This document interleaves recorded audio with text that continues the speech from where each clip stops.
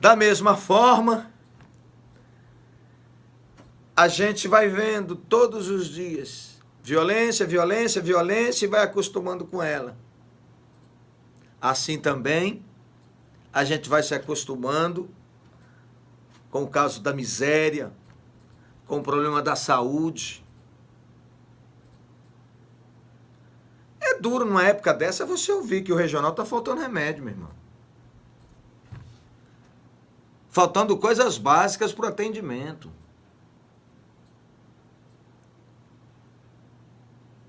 E a gente precisa falar, e se a gente não fala, se a gente fala, o povo não gosta, acha que você é adversário, que você está torcendo contra.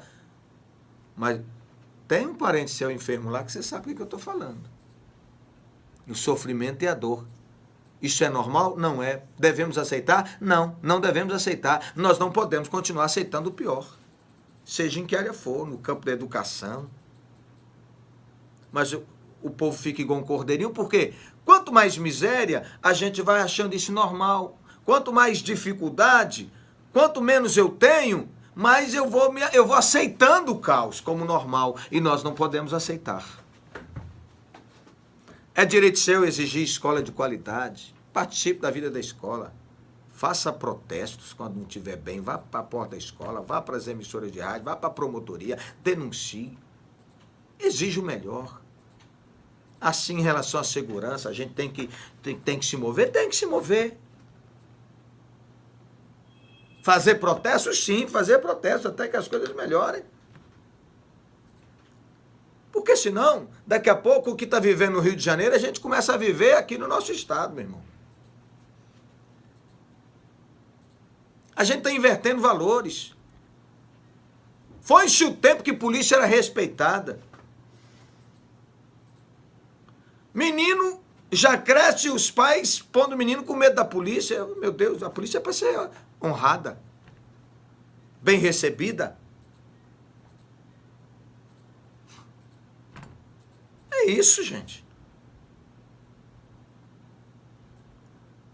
Você acha que é fácil? Eu estava olhando, 18 policiais foram mortos no Rio de Janeiro esse ano, meu irmão.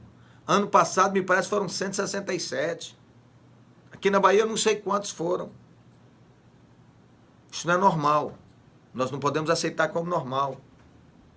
Polícia não pode ser vencida pelo crime, pela bandidagem. E polícia, decisões de polícia é no campo da polícia, da política. Está nas mãos do governador. Seja ele ou seja quem for, o governador da época, o atual, ou outro que venha, ou esse continue, nós temos que cobrar. Está satisfeito com a maneira que está sendo conduzida a segurança pública no Estado? Então vote nesses caras.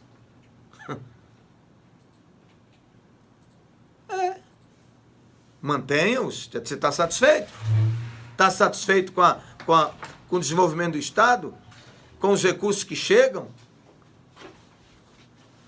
Para a saúde, para a educação? É isso. O que eu quero te dizer é que isso não é normal e não pode ser visto como normal. Falo de coração, numa boa aqui, sem mágoa, sem problema com político nenhum.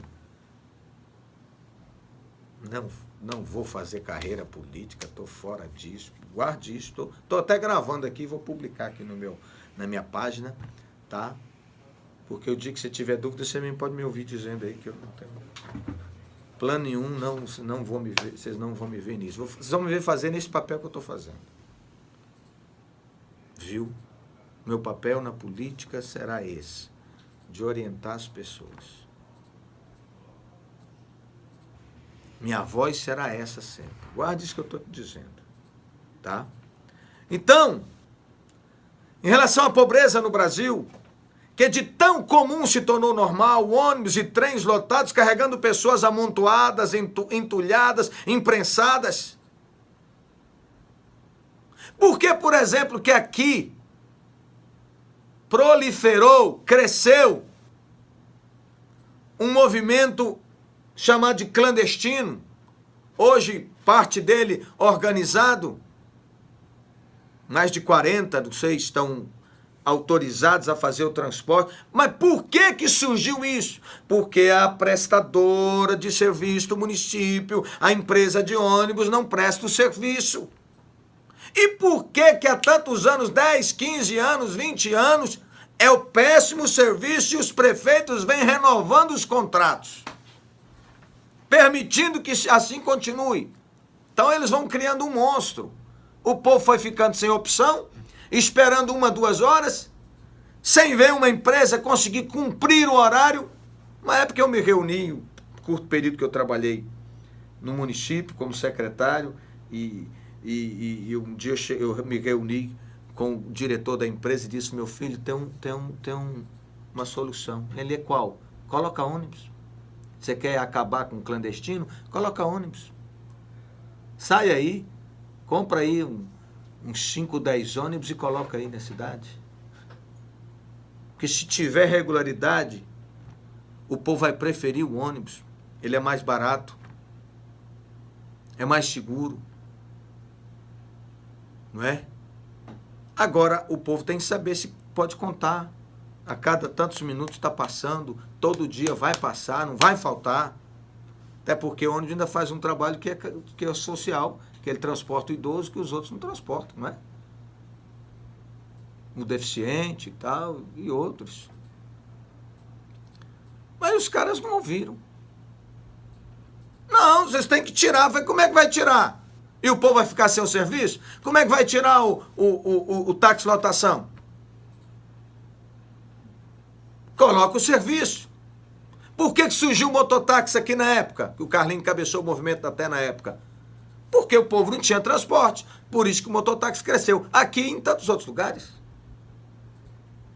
Então é simples assim. Agora apareceu uma outra empresa aí que colocou alguns ônibus a mais, mas que precisa pôr mais. Coloca para ver se não resolve. Aí fica o povo sofrendo, gemendo no sol, na chuva, não tem como é que chama? Uma proteção, não é? Um abrigo, aquela guerra toda. Ônibus e trens lotados, carregando pessoas amontoadas, entulhadas, imprensadas, umas sobre as outras, e isso também é completamente normal no Brasil nos dias de hoje. É normal. Mas não está correto. As pessoas veem como normal. Isso não é normal. Não conto com quantas pessoas conversei e tentei mostrar que nada disso era normal. Não consigo contar quantas vezes eu disse: acorda, eu, você e o povo brasileiro merecemos mais do que isso. Isso aqui eu li aqui um trecho do livro de Dr. Paulo Vieira. O poder da ação. E eu creio exatamente assim, por isso é que eu estou lendo. Isso não é normal, as coisas estarem como estão. E vou deixar por sua conta identificar outro tanto de valores e conceitos que a mídia tradicional tem nos empurrado goela abaixo como normal. E mais uma vez, as pessoas expostas a esses estímulos passam a viver bem aquém de suas possibilidades. Aquém de seu potencial. Como que adormecidas por um anestésico superpotente chamado mediocridade. Por que tanta aceitação? Por que tanta banalidade com coisas tão importantes? Ouça agora o que diz o Dr. Paulo Vieira. A neurociência mostra que nosso cérebro acaba por aceitar e até mesmo procurar o padrão que mais se repete. Aí. A neurociência mostra que nosso cérebro, acaba por aceitar e até mesmo procurar o padrão que mais se repete. Vou vendo isso o tempo todo, isso vai se repetindo todo dia, daqui a pouco, para mim, se torna um princípio. Eu acabo crendo que é daquele jeito, que não é possível ser diferente, ser melhor. Quando nossa mente, buscando segurança e subsistência, compara nossa vida a telejornais, telenovelas, noticiários, filmes, e a tudo que as cerca, nossa mente passa a acreditar que a média dos acontecimentos que de antemão foram tão corriqueiramente apresentados são de fato normais, aceitáveis e até desejáveis. Então, depois de tantos e tão impactantes estímulos, temos um cérebro programado para procurar e produzir uma vida normal, entre aspas, normal, e conhecida tal qual os modelos aos quais fomos expostos. Assim, resta-nos viver uma vida medíocre, sem questionamentos e sem expectativas, uma vida abaixo das nossas reais possibilidades e potenciais. Vamos diferenciar o que é normal do que é comum. Veja só, ouça isso. Um pai de família tão contagiado e contaminado por esses estímulos negativos comunicados pelo mundo ao seu redor, chega à sua casa exausto, cansado, estressado, depois de 10 longas horas de trabalho. Ao passar pela sala, um de seus filhos que está ouvindo música acena para o pai apenas com um sutil levantar de sobrancelha.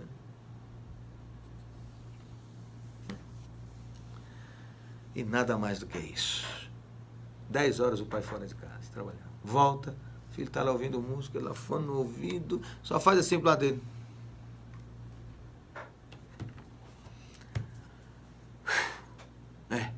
Na mesma hora, uma voz interna, chamada voz da consciência, questiona esse pai que acabara de chegar em casa e essa voz diz: é assim que seu filho te recebe?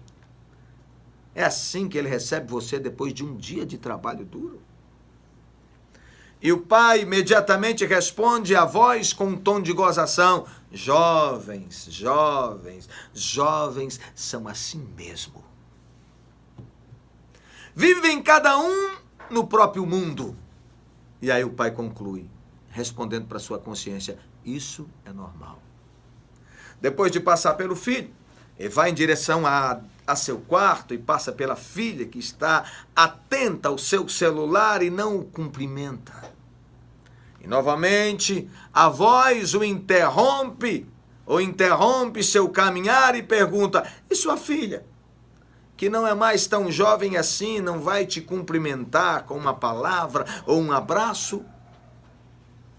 E novamente ele responde à voz da consciência: filhos são assim mesmo, cada um no seu mundo. Isso é normal. Então, no corredor da casa, ele finalmente trava o primeiro diálogo com alguém. Sua esposa, sem olhar para ele e sem entusiasmo nenhum, pergunta: trouxe o pão? Dessa vez a voz fala mais forte e inquisitiva. Lhe diz a voz da consciência: nem a sua esposa se levanta para te recepcionar depois de um dia de trabalho? E com uma resposta pronta, ele fala: são 20 anos de casamento. Você acha que as pessoas vão receber, as esposas vão receber seus maridos na porta com um beijinho dizendo eu te amo depois de 20 anos de casado? E aí diz: a vida é assim mesmo. Isso é normal. Ao passar por toda a sua família, ele vai tomar banho. Ao sair do banheiro, ele se dirige para a cozinha, tira seu prato do forno, senta-se sozinho à mesa e começa a sua refeição silenciosa. Se não fosse pelo barulho dos carros que vêm lá da janela, lá de fora. Novamente a voz lhe diz: você vai jantar sozinho? Toda a sua família está em casa e você vai jantar sozinho? E ele novamente responde: cada um tem sua vida, seus afazeres. Você sabe que é assim mesmo, as famílias hoje em dia são assim, isso é normal. Ao acabar o jantar, ele se senta à mesa da sala e começa a separar as contas do mês que vai pagar e aquelas que ele não vai conseguir pagar. A voz reaparece e pergunta com ar de cobrança: você vai deixar de pagar todas essas contas neste mês? E novamente, como uma resposta pré-fabricada, ele interrompe a voz Ele interrompe a voz e rebate dizendo: na vida que levamos hoje, atrasar uma conta ou outra é normal. Entretanto, a jornada desse pai de família na sua casa não para por aí. Depois de separar as contas a serem pagas e as que não serão, ele vai para o seu quarto. Deita-se na cama, liga a TV, assiste um filme de ação só para relaxar. Enquanto sua esposa está vidrada em uma rede social. Agora, em um tom de desespero, a voz questiona: você não vai conversar sobre o seu dia com a sua esposa, fazer carinho nela ou fazer amor? E de forma ríspida, o homem responde à voz que questiona toda a sua vida. E o homem responde: você não percebe que temos 20 anos de casado, que é assim mesmo? Todo mundo vive assim. E pela milésima vez, ele responde: isso é normal. Minha esposa gosta de rede social e eu gosto de filme de ação e pronto. Passada uma hora, o filme de ação se transforma em filme de pornografia. A esposa já está dormindo e ele, mesmo exausto, não sente sono. Tenta dormir, mas não consegue. Desliga a TV e permanece com os olhos abertos, sem conseguir relaxar. A alternativa é tomar um remédio para dormir. Ele toma um comprimido que não faz efeito. Depois de tomar o segundo comprimido, a voz já cansada de seu dono e seu estilo de vida pergunta mais uma vez: vai tomar 2 comprimidos para dormir? E também cansado de ter sua vida confrontada por essa voz que não lhe dá trégua, ele responde pesadamente: quem não toma remédio para dormir? Hoje em dia todo mundo toma. Isso é normal. Foi a resposta dele, a sua consciência. Então, uma hora depois de tomar o segundo comprimido, o sono vem. Um sono superficial, respiração pesada e uma apneia noturna assustadora. O celular desperta às 6:30 da manhã. Ele levanta cansado e atrasado para ir ao trabalho e sai apressado, sem se despedir dos filhos e da esposa, e a voz não perdoa e pergunta: você não vai sair sem se despedir dos seus filhos e da sua esposa, vai? Ao que ele responde de forma ríspida: você não vê que eu estou atrasado, que eu não tenho tempo para isso? Esse mundo corrido, ninguém tem tempo para essas besteiras. É assim mesmo, isso é normal. E antes de chegar ao trabalho, ele já discutiu 2 vezes no trânsito, sem contar os sinais obscenos que fez para outro motorista que tomou a sua frente. Dessa vez, a voz se calou, não perguntou nem questionou, apenas deixou ele seguir seu caminho de todos os dias. A voz da consciência se calou, foi vencida, e no lugar dela surge uma nova voz, uma voz que faz piada com a própria desgraça. Uma voz negativa, irônica e justificadora. Ao chegar ao seu trabalho, estressado e zangado, ele parou à porta, suspirou, respirou fundo e de cabeça baixa entrou. Entrou sem falar com ninguém, sem olhar para ninguém, sem cumprimentar seus colegas e foi direto para sua sala. Afinal, ele ia passar as próximas 10 horas fazendo o que não queria fazer, com pessoas que ele não gostaria de estar e recebendo bem menos do que se achava merecedor. E antes que a voz da consciência o trouxesse para a sua dura realidade, uma tentativa de acordá-lo para as boas possibilidades da vida, veio a voz pessimista e negativa do senso comum. E de forma irônica e acusadora, a voz disse: isso é normal. Quem é que gosta do seu trabalho? A vida é assim mesmo. Tem de aguentar essa droga de trabalho chato enquanto não aparece nada melhor.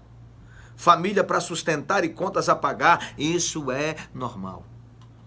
Agora era uma voz negativa, pessimista que falava, e tudo o que ele fazia era dizer que aquilo tudo era normal. Ao final do expediente, começo da noite, esse homem entra no seu carro, pega os mesmos engarrafamentos e chega à sua casa. Ali parado diante da porta, olha para baixo, respira fundo e entra.